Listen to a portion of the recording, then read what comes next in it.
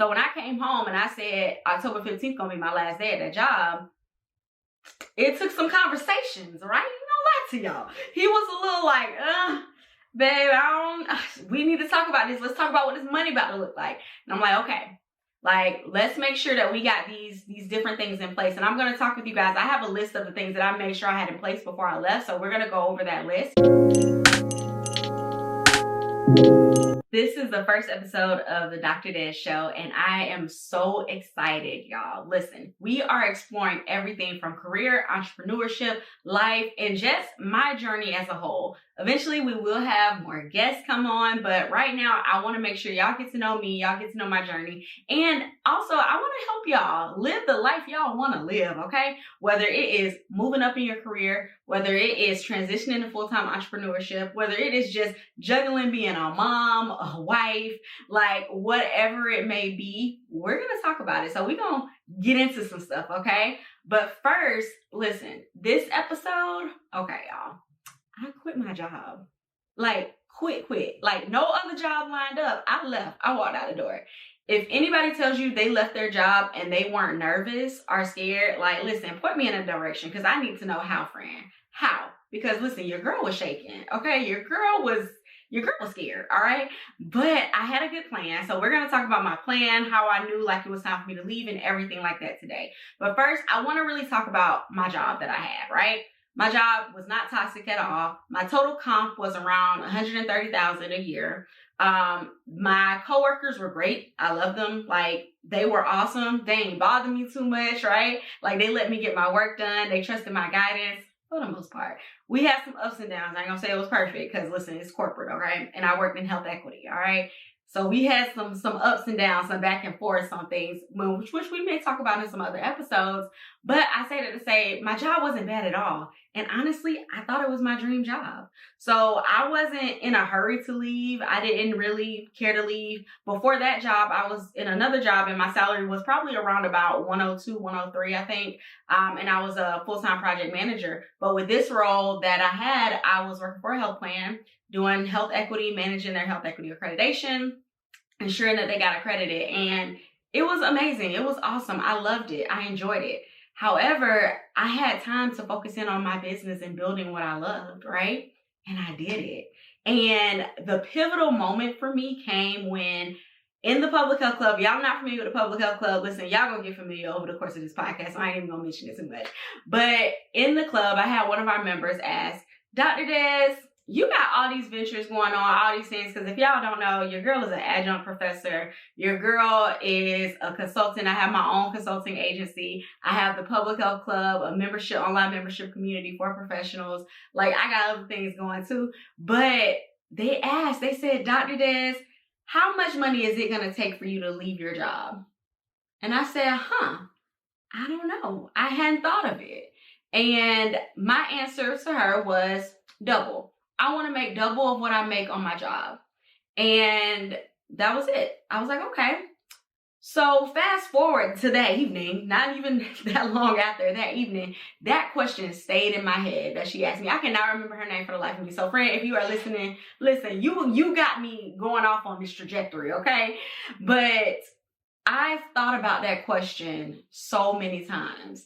And in thinking about that question, I was just like, you know what? I already make double my income. And I was just like, wow. Now, the reason I had just realized that was mainly because I have all these different ventures, right? So I'm counting up venture by venture. I'm not counting up like them all together, or I wasn't doing that at that time, right? I was counting it up like, okay, here's how much I make from consulting. Here's how much I make from the public health club. And in my head, I was like, okay, I need one of these areas to total up to double what I was making at my job. I was already making over that. So I was like, oh, okay, well, Des, what's the real reason that you don't want to leave your job? What's going on, my friend? And I was scared, y'all. I was scared to leave because I worked my whole life. Like, I won't say my whole life, but I worked for a good portion of my life, right? And I've always had a job. I'm one of those people, like, I was in high school, I worked at Burger King. When I came to college at Florida State, I worked at the car dealership, the Kia Autosport car dealership in Tallahassee. I worked, like, I did it all, right? I was a mentor. I got paid for that. Like, I was doing so many different things. I always had a W-2 coming in, right? And that was my norm. Always working, always doing this. Even when I was getting my master's, I was getting my doctorate, I was working full time, right? So always had that, always had that. And that was security. That was that blanket of, okay, you know, I'm good. And we're taught that, right? So growing up, like, you know, I always wanted to be a doctor. That was the whole goal. And doctors, usually the ones that I knew, they work for somebody, right? And so I wanted the 6-figure job. I wanted, you know, to climb the corporate ladder. But as I got older, as, you know, I got a family, my needs and wants changed. And that's okay for your needs, your wants, your goals to change as you get older. What you wanted in your 20s or your early 20s should not be what you want in your late 30s, right? Like, it's not. And, you know, for me right now, I'm 32. What I wanted when I was 22 is totally different than what I want now. And that's okay. So I say that to say I was scared. And I was scared of breaking out on my own for real and doing that. But I did it. And honestly, it was probably one of the best decisions that I made in 2024. Okay. However, in order to do it, I had to work my way up to it, right? So it wasn't just I'm going to do it and here we go. So it was a whole journey. So that kind of sparked it. That initial question in the club really sparked me to say, okay, Des, let's think about this. What's really going on? So then I went on a trip to Napa with my friends, right? With 2 of my other doctor friends. So shout out to Cortland and Jana, Dr. Star and Dr. Schamberger. Okay. So, but we went to Napa, right? And we had a great time, amazing time. And that was the first time I feel like in a long time that I actually broke away from work and from doing all the things, because mind you, you know, full-time job, adjunct professor, consulting still. I still have consulting contracts and clients, running the public health club, an online membership community, doing online courses, developing and teaching online courses as well. So your girl stayed busy. Got a 2-year-old, a husband. Your girl was busy, okay? So I intentionally didn't take my laptop on that trip. So I was like, all right, I'm not going to take my laptop to Napa. Didn't take my laptop, didn't take my iPad, but I didn't do any work, right? I did a little bit maybe on my phone, checking in with the club, because the club is my baby, okay? But of course, you know, I didn't do much work. And it was so good to just take a break, just give my mind a break, and it allowed me to really reflect on what I wanted. So now, fast forward to on the plane ride home, I started reading this book. It's called 2 Weeks Notice by Amy Porterfield. And if you are trying to develop an online course, if you are like just in the online marketing space, Amy Porterfield is an awesome person to follow, to like listen to her podcast. Like, she gives actual advice on her podcast and actual strategies and tips that you can use. She ain't paying me. I ain't never met this lady in my life, but I love her, and her book helped me to make that date to say, okay, I'm going to leave my job. So reading 2 Weeks Notice on the plane. And in her book, she said, you need to write down a date of when you're going to give your 2 weeks notice. Write down what your last day is going to be at the job. So I said, man, okay, I need to do this. So we went to Napa during Labor Day. So that was like beginning of September. I wrote down, I am leaving my job. I'm going to be done with my job. Gone out the door. October 15th is going to be my last day. That was in a month and a half. Listen, when I came home and I told my husband, hey, babe, I'm leaving my job and here is the date that I am leaving, he looked at me like, excuse me? Who talked about this with you? and don't get me wrong, this wasn't the first time he heard about it, because we had talked about it like off and on. We had been talking about it for a while, right? Of me leaving and stuff. But it was I never put any action plan behind it. We just knew, oh, this year I want to leave. 2024, I want to leave my job.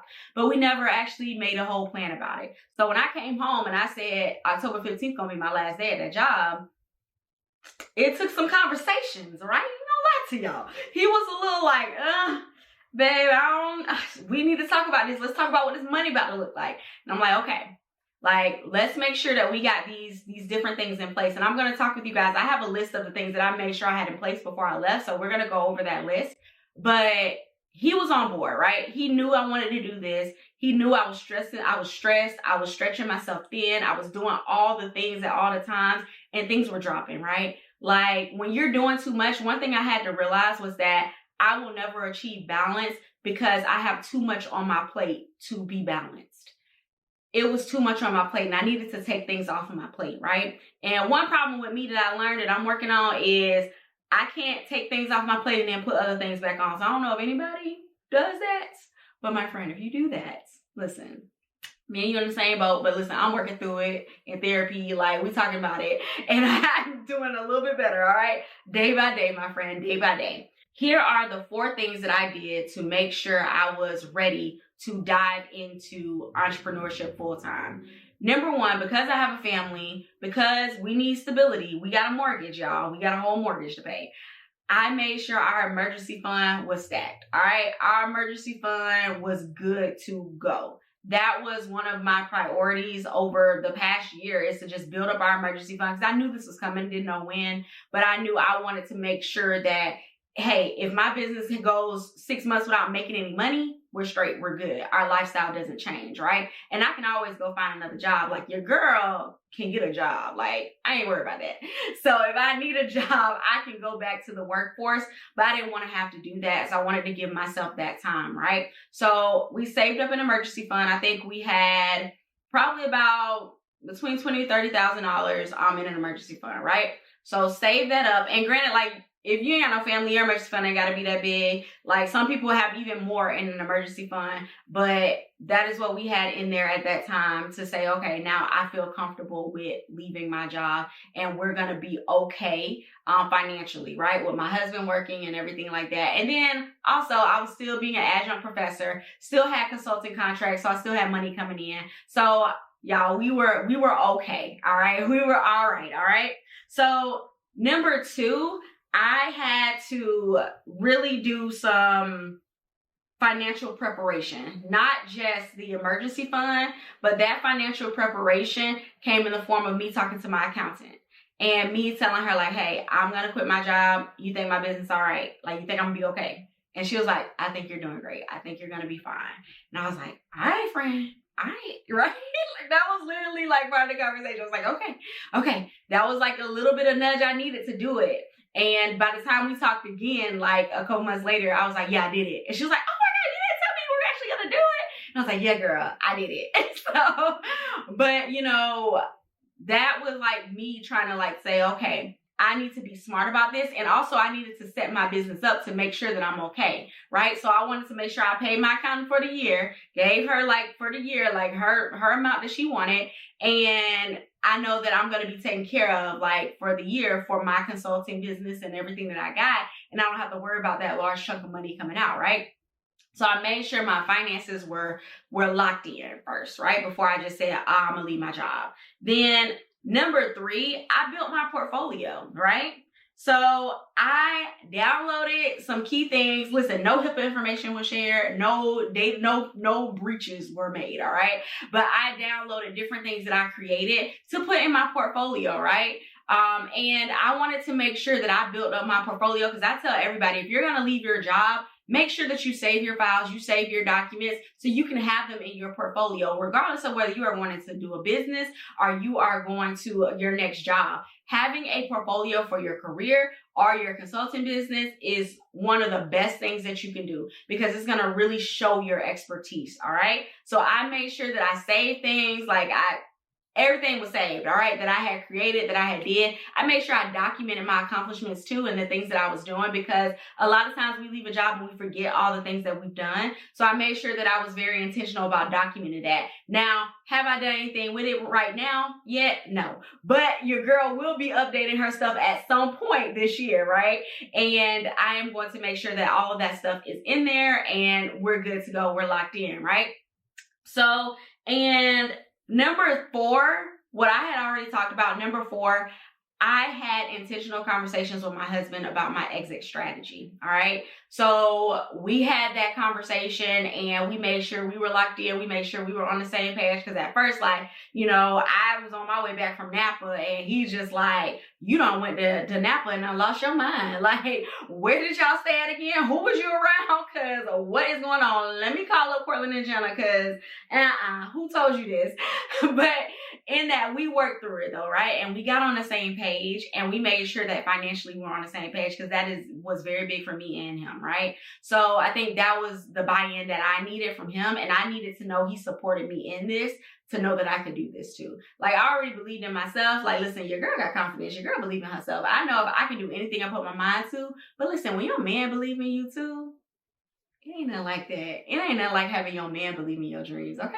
Like, listen, let me be real with y'all. That is amazing to have a partner that is supportive of you diving into this, because listen, entrepreneurship, you go from working 40 hours a week, if that, because like, honestly, I don't know how many people that are in corporate level roles that only work 40 hours a week. I know I did, and I worked definitely more than that in different jobs.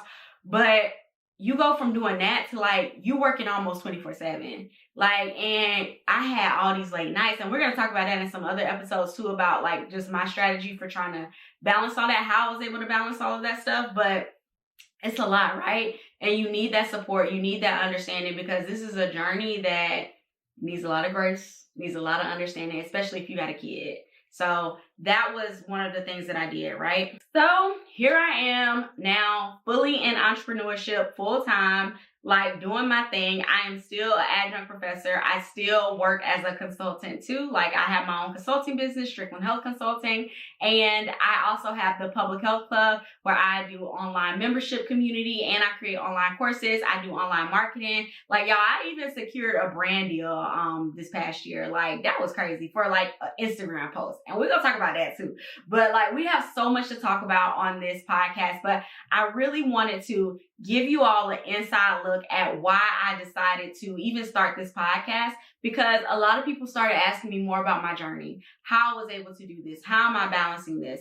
Like, I want to go into entrepreneurship. What does that look like if I want to have a family? So this podcast, like, y'all know, I'm gonna be real with y'all. I'm gonna give y'all the real, as real as I can get it, right? And I'm coming as me. I'm coming as my authentic self, and that's what you're gonna get, right?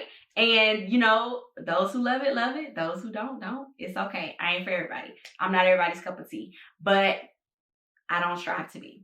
So I want to say, one, thank you all for listening to this first episode. I hope that this was able to inspire you. Hope this was able to give you some thoughts, give you some ideas about what going into entrepreneurship full time could look like for you. Or even, you know, on this podcast, we're also going to talk about career things too, because your girl was climbing that corporate ladder. You hear me? Your girl was doing it. But we had those moments where the things we want just change in life, and that's okay, right? So we're going to talk about all of these different things. But please make sure you all follow me on Instagram at Desiree Courtney J. Make sure you all, if you're in public health, make sure you check out the Public Health Club and join, because that is where, if you are interested in being a public health consultant or entrepreneur, like, that's where you're going to be able to get mentorship by me. I do group coaching in there.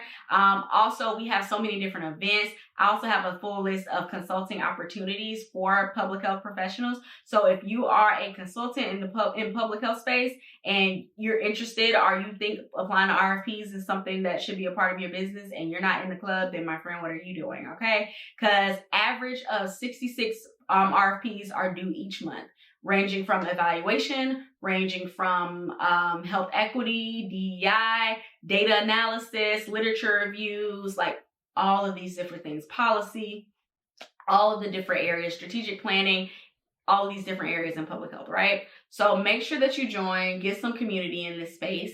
And all right, y'all, I will see you on the next episode. Bye.